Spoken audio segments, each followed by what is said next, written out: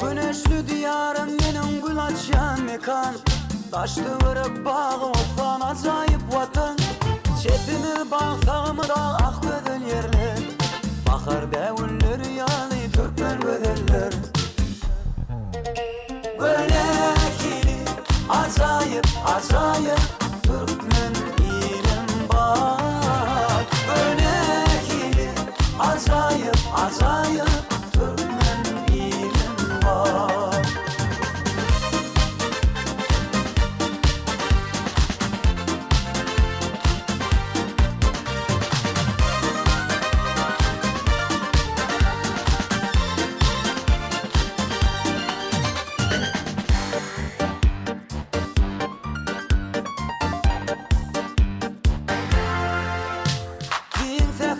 Bakça bağlı dağlar ovadan, Tomuz kışı güydü kendi yağlar ovadan. Gelin görün benim şehri acıp yurdum var. Tarifini sayrayan aydım sadım var. Görüneki acayip acayip Türkmen ilim var.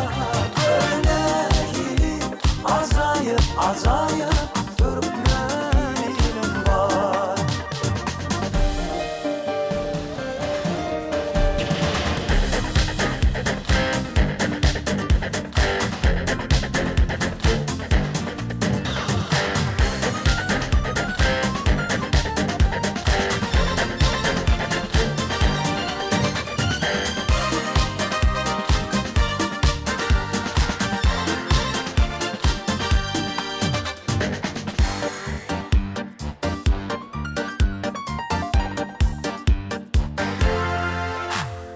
Güneşli diyarım benim gül açyan mekan.